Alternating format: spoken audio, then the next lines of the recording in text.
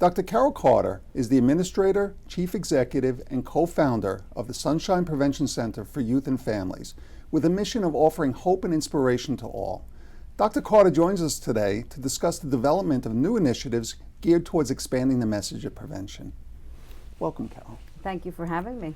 Congratulations, first of all. 20 years Sunshine Prevention Center has been around. Yes, it's amazing. Can't believe it. Goes fast, doesn't it? It sure does. Yeah. Well, the obvious question is, how did you get started and why? Well, my family was going through struggles with alcohol and drugs. Mm-hmm. I had 3 young children who I had wanted to get support and couldn't really find anything on the community level for young children. Right. At that time, I had a friend that was going through the same thing. So we looked around. We ended up finding a program using puppets to teach children about making good decisions and their feelings and all. So we ended up being trained in that program, and we had a list of parents who wanted their kids to have the same support. So we started in the basement of a local church support group each week where they could come. They would learn about decision making, expressing their feelings, getting help, things like that. Have a time to share if there was things going on in their home. And through the years, it just grew. We'd have more and more families call us and say, well, I don't have drugs and alcohol, but we're going through a divorce. My kids are angry, I need help. So we started divorce and separation support groups. And in, I think it was 1996, we actually were donated the building that we're in now by the town of Brookhaven. And then that's when it became a whole youth and family center, prevention focused. Mm-hmm. So there was never a thought of getting involved in treatment or other intervention points. It was always surrounding kids, families, and prevention.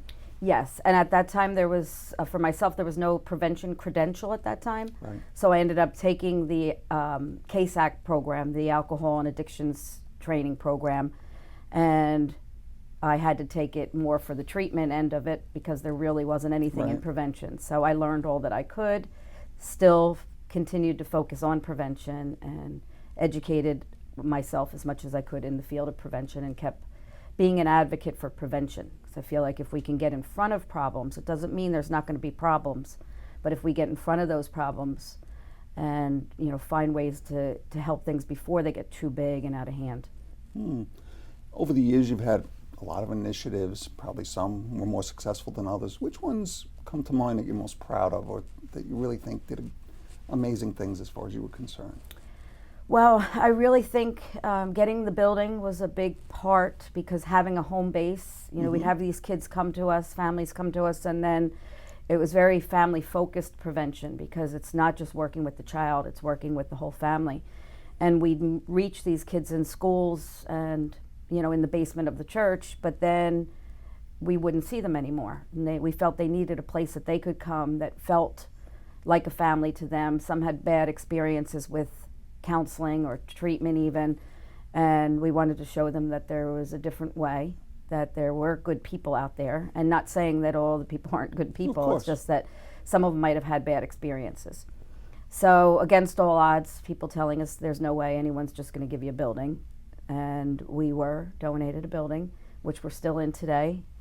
And I think that was probably one of the greatest. And then unfortunately things come out of heartaches, and 2001 I lost my nephew to suicide. But today we do go around to schools and we do a lot of suicide prevention awareness work with the school districts and different groups, and really can try to provide hope to teenagers especially, but early college age kids, and that there are people that understand in some way. Maybe we didn't go through the exact same thing, but that there is hope for that too. So, and then I would say my most current initiatives are probably the greatest. We'll talk about that. Okay. I guess going back really to 2007, I started to see the rate of kids being suspended, put on long-term suspension. Right. Being stuck at home. Parents had to rearrange their schedule to get home tutoring from the school districts.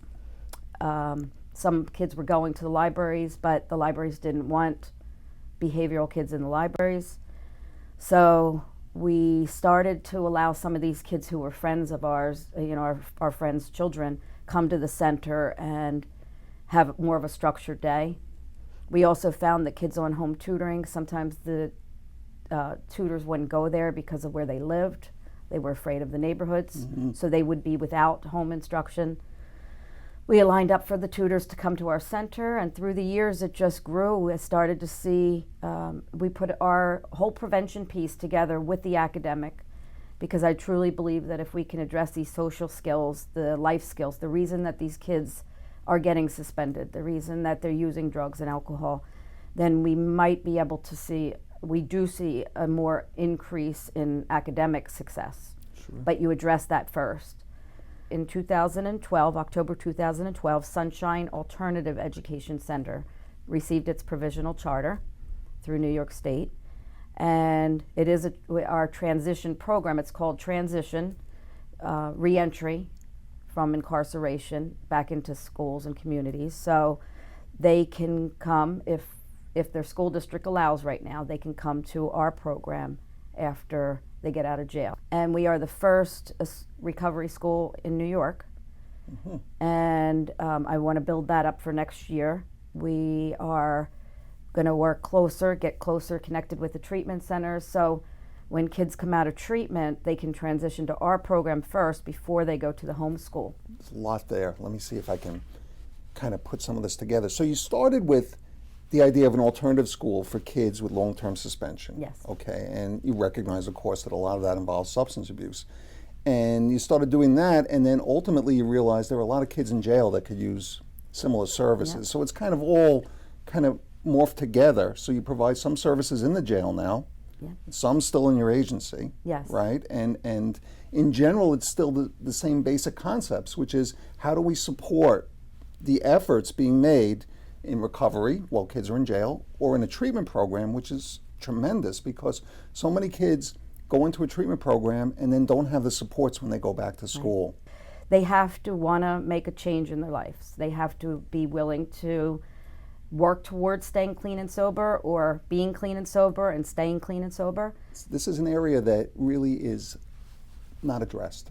Right. And for these kids, it sounds like a special opportunity. Thank you so much for joining us. If anybody wants to get further information about the Sunshine Prevention Center, how would they do that?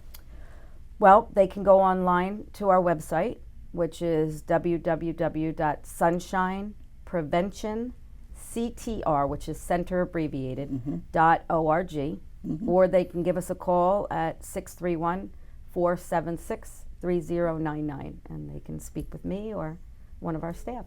Thank you very much. Thank you so much for having me. Thank you for joining us.